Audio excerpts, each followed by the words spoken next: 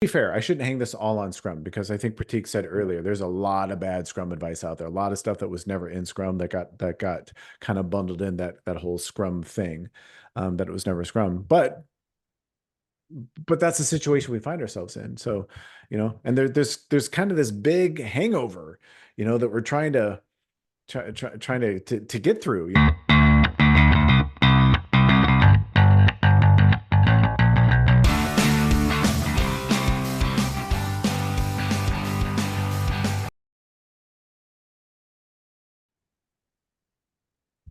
Welcome everyone to another edition of Drunk Agile. In a previous video, we explained why Prateek and I are wearing the same thing, or maybe we didn't explain why we're wearing the same thing. But yeah, let's not talk more about that. let's get right into it, because I know how much I hate when people talk like this in front of videos and don't really say anything. So Prateek, let's keep doing that. You see this over or it comes up over and over and over again in our engagements. This whole idea of people coming up to us and saying, how do I, or why do I, or however it's phrased, how do I get my stories to fit into a single sprint? So the mic is yours. Take it away. Well, we've done some. I think I'm pretty sure we've done some episodes on story slicing before. The thing about that question that bothers us the most is somehow the sprint has become the guideline. The length of the sprint has become the guideline for sizing stories. If you try to size stories so that they fit inside that sprint time box, we just did an episode on flop averages. We've talked about this before. You're very likely to miss that time. You're as likely to stay within that time box as you are to miss that time box, depending on how those things go. The time box of the sprint is, in my opinion, a terrible way to figure out if your story is too big. There are much better ways to figure out how to slice, or when to size that story.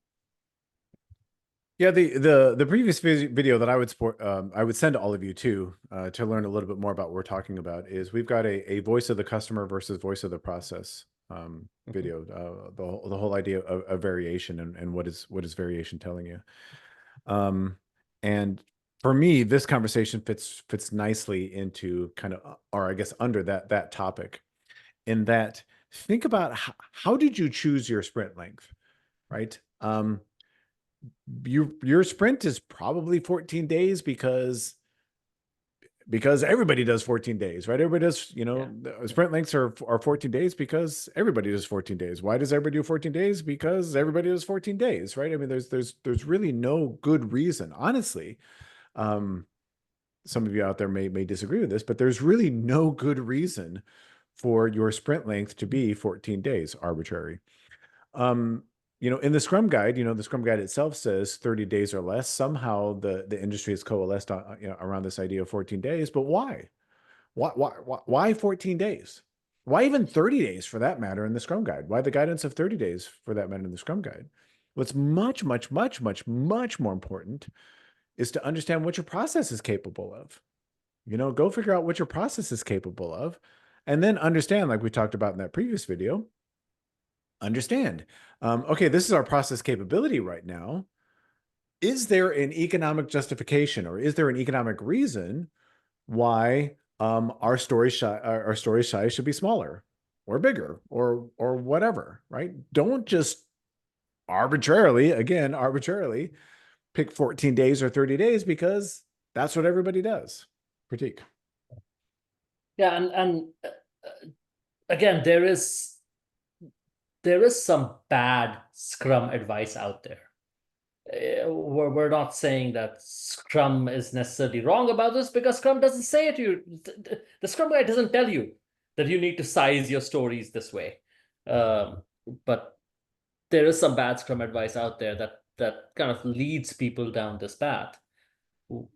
What we would rather do is do exactly what Dan is talking about, which is how let's find out. Let's find out how long does it take us to get things done. Takes us 6 days or less? Great. Well, let's maybe we use the 6 days or less to size our future stories and figure out how that works into a sprint if you're still willing to do a sprint. How does it work? That maybe at that point, 2 week sprints make sense because a bunch of things will actually get done in those 2 weeks. It in my opinion, it's a terrible idea to shoot for the length of the sprint as the size of your story. For extra credit, and actually honestly didn't think about this until you started talking, and I wasn't listening to what you were saying as usual. Yeah. But when we talk about a continuous flow system, it's like what if just someday I just replace this with white noise, and you'll probably say all the same things. As far as I'm concerned, Prateek, you don't really need to be here. So when I lost my train of thought. Okay, when you come at this from a continuous flow perspective, it's I'm not going to say it's not important how long it takes your stories to get done, because cycle time absolutely is important. But probably what you really care about a little bit more from a predictability perspective is, are we consistently getting things done, on most days, right? Most days that progress, are we getting an item or two or more done? If we have many days in a row where we're getting 0 things done, for me, that's probably a little bit more alarming than, hey, our cycle time is 17 days. If we go 14 days with 0 throughput, I think that would raise many, many, many more alarm bells. So I guess what I'm saying here is, it might be more important in a continuous flow world. It might be more important to look at that consistent throughput rather than worry so much, can I fit my story in a sprint? Yeah. Because as most of you know, sprints go, we start everything on day 1 of the sprint, nothing gets done, nothing gets done, nothing gets done, nothing gets done, and at the end of the sprint, everything closes, right? So, Prateek. Yeah, that's right. If you're not doing what Dan is saying, if you're not starting everything on day 1, and you're being a good developer and starting things pretty much every day as time becomes available, as web becomes available, a cycle time of 14 days means almost everything that gets done in the sprint is from the previous sprint. So at that point, your sprint planning is essentially useless. Your sprint review is about things that happened in the previous sprint. It kind of stops you from taking full advantage of those events that Scrum has. But yeah, that's another reason why the sprint length is a terrible way to size your stories. Sounding like a broken record, I'm sure we've said this many, many times before, is if what you really are concerned about, even though you shouldn't be, but if what you really are concerned about is finishing stuff within the sprint, then when you look at your cycle time, say your 85th percentile or however you're looking at your cycle time, whatever percentage you're using to look at your cycle time, your 85th percentile shouldn't be 14 days if you're doing 2-week sprints. It should be much, much lower than that. Probably 7 days, and probably less than 7 days, probably more 3 like days. 3 or 4 days. If that's what you're really concerned about, is finishing stuff within the sprint. So your problem is, if you think your problem is, I can't get stuff done within the sprint, well, if that's what you really care about, you're probably in much bigger trouble than you really think that you are, which is why Prateek just said what he did, is using a sprint length as a gauge for how long stuff should take is a terrible idea, because maybe in your context, you can't get stuff done in 3 or 4 days, and that's okay. There's nothing wrong with that. But, it's whatever your process is set up for. That's what you should be operating under. Yeah, till you can get to the point, till you can make those improvements to get to the point that you can get things done in 3 or 4 days or whatever that is. Again, if it's economically justifiable to do that, right? Maybe in your context, you don't care, and that's fine. Maybe it costs way too much to lower 1 day of cycle time. I At mean, that we point, work with, fine. just as a quick example, we work with a lot of companies in a highly regulated environment, and I Hmm. promise you, if you are in a highly regulated environment, like pharmaceuticals or um, finance or insurance or, Yep, or something like insurance. that, your ability to get certain stories done in 3 to 4 days is non-existent, especially if we need things like legal approval to get to, to consider stuff done. 3 to 4 days goes out the window, you know. And again, that's okay. Now, we can talk about ways to actually, improve that, still improve that cycle time in those arenas. But, at that point, we're not talking about 3 or 4 days. We're talking about maybe 3 or 4 months. 3 or 4 weeks. Yeah, 3 or 4 weeks, maybe Yeah. 3 or 4 months, Yeah. But if that's what it is, that's what it is. I was going to I give it mean, to you. I thought you had I some know. words of I wisdom. was like, this has been a bit of a rant around this, primarily because we keep seeing this over and over again. Like Dan and I talk a lot about slicing. We've helped a lot of companies with slicing, but almost never have we used the sprint length to do slicing. But just we keep seeing this prop up over and over again. Yeah, we use our sprint length to figure out how big our stories should be.